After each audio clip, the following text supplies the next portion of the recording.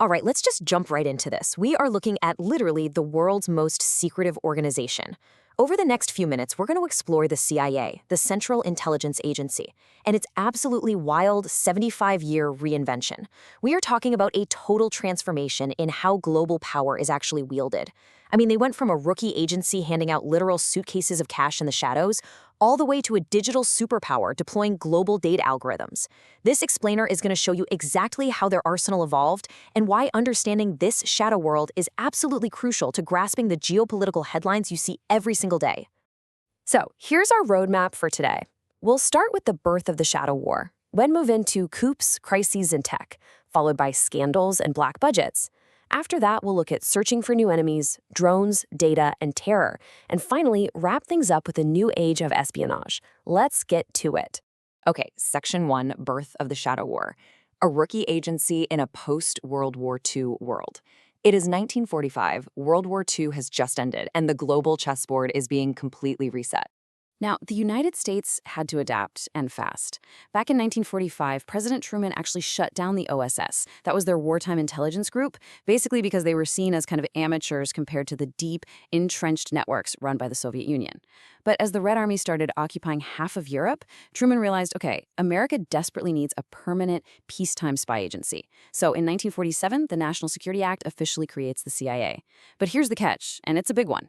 They were given this incredibly broad, really vague mandate to conduct covert operations literally anywhere in the world, with almost zero public oversight. But think about it. To run a global shadow war, you need money, right? And you can't exactly ask Congress publicly for a massive secret spy fund. So they found a very quiet workaround. They secured a staggering $685 million. To put that in perspective, that was roughly 5% of the entire Marshall Plan's budget. Officially, the Marshall Plan was meant to rebuild a ruined Europe. But unofficially, this massive sum was diverted straight to the CIA. They used it to influence European elections, bribe politicians, and run these massive propaganda campaigns just to stop the spread of communism.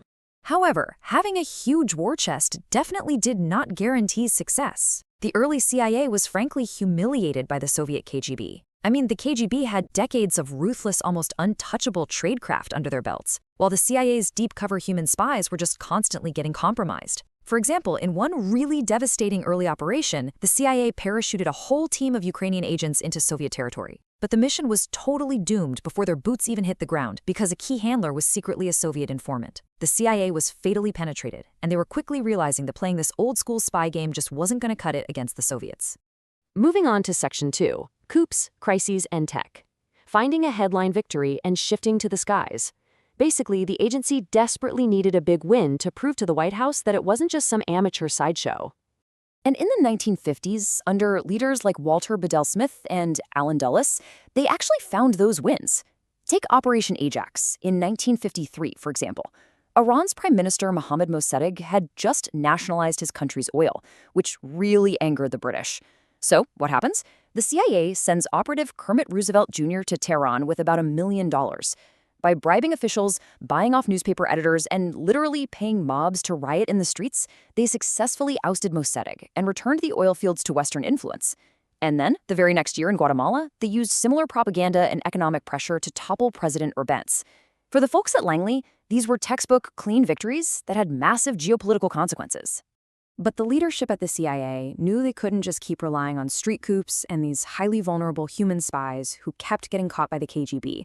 So they completely pivoted to what America did best, building superior technology. They partnered with Lockheed to build the U-2 spy plane. Now, this machine was an absolute technological marvel.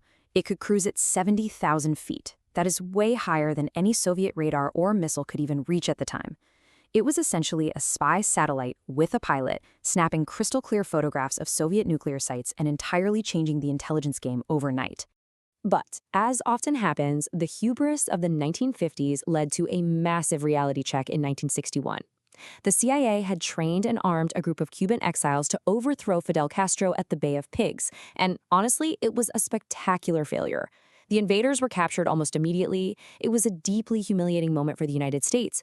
President John F. Kennedy was absolutely furious. He famously asked how he could have been so stupid to rely on these advisors, saying we got a big kick in the ass and we deserved it. He felt totally misled by the agency, and almost overnight, that invincible aura the CIA had built up, it was seriously tarnished. That brings us to Section 3, Scandals and Black Budgets, Funding the Shadows and Crossing Lines. By the time we hit the 1970s and 80s, the Cold War had escalated dramatically, and the agency started crossing some very significant ethical and legal boundaries to keep its covert operations running. Right here at home, this overreach manifested in programs like Project MKUltra.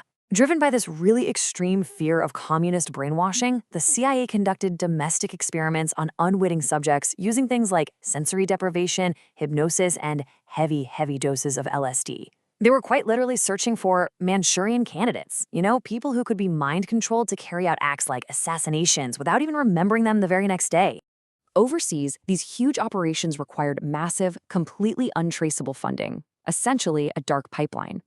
To bypass congressional oversight, the CIA started moving money through secret Swiss bank accounts. They facilitated the Iran-Contra affair, where they sold overpriced arms to Iran and then funneled those profits straight to Contra rebels in Nicaragua. The agency also looked the other way and sometimes actively collaborated as Central American cocaine trafficking networks brought drugs north, just as long as that money funded their proxy wars. And to move all these billions invisibly, they heavily relied on BCCI, which was this deeply corrupt global bank that catered to arms dealers and cartels right up until international authorities finally shut it down in 1991. Which leads us to Section 4, Searching for New Enemies. The collapse of the Soviet Union. In 1991, the entire geopolitical landscape completely fractured. The Soviet Union collapses, the red flag comes down, and suddenly the Cold War is just over. And this created a massive existential question for the agency. Without the KGB, what exactly is the CIA for? Think about it. For half a century, their entire architecture was built specifically to counter the Soviet threat. So in the 1990s, under President Clinton, the national focus really shifted inward to the domestic economy. The CIA's budgets shrank, overseas stations were closed down, and a lot of highly experienced officers just retired. But while Washington was enjoying this brief sense of peacetime security, a new, decentralized threat was quietly organizing in the shadows of Afghanistan's mountains. That threat, of course, was Osama bin Laden and his al-Qaeda network. Section 5. Drones, Data, and Terror. A mission renewed in the ashes of 9/11. That brief illusion of a post-Cold War peace was entirely shattered on a single morning. The September 11 attacks left nearly 3,000 dead, fundamentally shocking the nation to its core. Almost overnight, the CIA was thrust right back into the absolute center of America's national security apparatus. Budgets just exploded as the U.S. invaded Afghanistan and, later on, Iraq. Now, it's really worth noting here that the agency faced severe, intense criticism for its role in Iraq. They had insisted, based on flawed intelligence and really bad sources, that Saddam Hussein possessed weapons of mass destruction, which, as we know, were never found. But despite that massive misstep, the global war on terror kept expanding, and the CIA desperately needed a totally new way to fight an enemy that was hiding in remote mountain caves and crowded city streets. And this need sparked a completely new type of warfare. The old way of targeting enemies, human raids, car bombs, paying off local warlords, it was messy, it was incredibly risky, and it left a trail. The CIA wanted something clean. So first, they started using unarmed drones, simply as eyes in the sky, for patient, long-term surveillance. But then, they took a massive, revolutionary leap. They armed the Predator drone with Hellfire missiles. And finally, they deployed the MQ-9 Reaper. This incredible machine can loiter over a target for 24 hours straight, literally reading license plates from miles up in the air using infrared sensors. It meant a CIA operator sitting safely at a desk in Nevada could track and destroy a target anywhere on the globe in an instant. It was, quite literally, a war without borders. The ultimate vindication of this incredibly patient, high-tech surveillance came on May 2nd, 2011. After a full decade of hunting, CIA analysts tracked a suspect to a highly secure compound in Abbottabad, Pakistan. Navy SEAL Team 6 executed the raid, and Osama bin Laden was killed. But while taking out bin Laden was obviously a massive operational success for the agency, it definitely didn't end the broader threat. Terrorism simply sprintered. It became more decentralized, more digital, and frankly harder to track than ever before. Which brings us to our final part, Section 6, the new age of espionage, algorithms, Silicon Valley, and near-peer rivals. Because the battlefield today is no longer just defined by physical geography, it is defined by absolute oceans of digital information. To even begin making sense of all this data, the CIA realized they had to partner up with Silicon Valley. They actually went ahead and launched their very own venture capital arm called InQtel, specifically to invest in emerging tech. Through InQtel, they got in early on a startup called Palantir, founded by Alex Karp and Peter Thiel. And what Palantir gave the CIA was honestly almost like a superpower. It takes these massive amounts of raw, completely disconnected data, we're talking travel logs, live drone footage, international bank wires, phone records, and weaves it all into a single real-time map. Suddenly, analysts could actually see hidden networks and anticipate threats before they even happened, completely changing the speed and the entire scope of modern intelligence gathering. This is the reality of the modern battlefield, and it affects the security of our hyper-connected world every single day. The CIA today operates with a classified budget pushing into $1 trillion defense landscape. I mean, it is on a completely different scale than the rookie agency that was created back in 1947. Today, they're deeply involved in AI-assisted cyber operations. They're providing absolutely vital targeting intelligence in proxy conflicts, like in Ukraine. But their biggest focus right now is on near-peer competitors, specifically China. And China isn't just an imitator anymore. They're actively leading in incredibly complex areas like hypersonic weapons and quantum communications, making this current rivalry far, far more advanced than anything we saw during the old Cold War. So it leaves us with this really big question.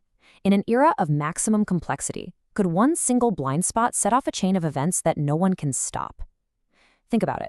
The CIA has evolved from literally dropping suitcases of cash out of airplanes to utilizing artificial intelligence that predicts global troop movements. Our systems today are more interconnected, yet vastly more fragile than ever before. As the agency faces threats on a scale we have never seen, what happens if those algorithms miss something? It is a staggering reality to ponder. Thank you so much for joining me on this explainer. Keep questioning, keep learning, and I'll see you in the next one.